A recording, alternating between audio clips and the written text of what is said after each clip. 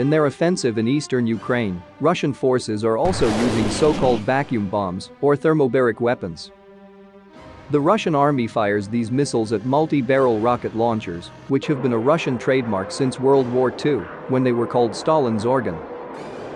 But when we see this weapon in action like this, the scene is really like from another planet. This looks like a scene from Star Wars in which the Empire is fighting rebels on some planet. Thermobaric weapons are controversial because they are much more devastating than conventional explosives of similar size and have a terrible impact on anyone caught in their blast radius. The Russian Ministry of Defense said that Russia had confirmed the use of the TOS-1A weapon system in Ukraine. It said, "The TOS-1A uses thermobaric rockets, creating incendiary and blast effects." The Russian military calls the units heavy flamethrowers, which can fire rockets up to 9 kilometers. A thermobaric bomb, also called a vacuum or aerosol bomb or fuel-air explosive, consists of a fuel container with 2 separate explosive charges. This can be launched as a rocket or dropped as a bomb from aircraft. When it hits its target, the first explosive charge opens the container and widely scatters fuel mixture as a cloud. This cloud can penetrate any building openings or defenses that are not totally sealed. A second charge then detonates the cloud, resulting in a huge fireball, a massive blast wave and a vacuum which sucks up all surrounding oxygen.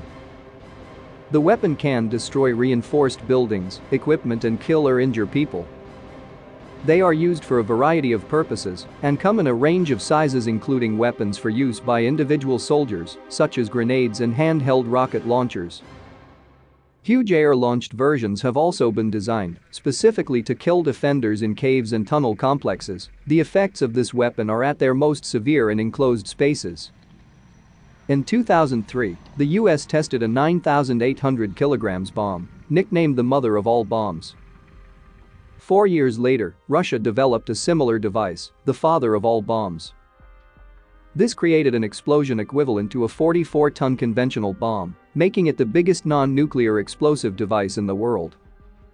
Given their devastating impact and their usefulness against defenders who are dug into buildings or bunkers, thermobaric bombs have mainly been used in urban environments. This is significant given developments on the ground in Ukraine, where Russian forces are trying to take control of East after they failed to take the capital. Thermobaric munitions can be traced back to World War II, when they were initially used by the German army. They were not widely developed until the 1960s, when the US used them in Vietnam. The US also used them in Afghanistan.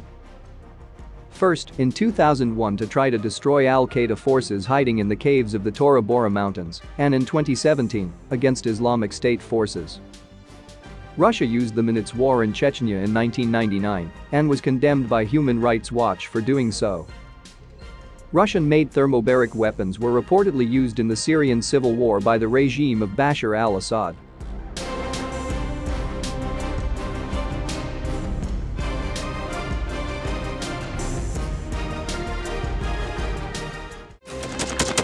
Thanks for watching, and don't forget to subscribe.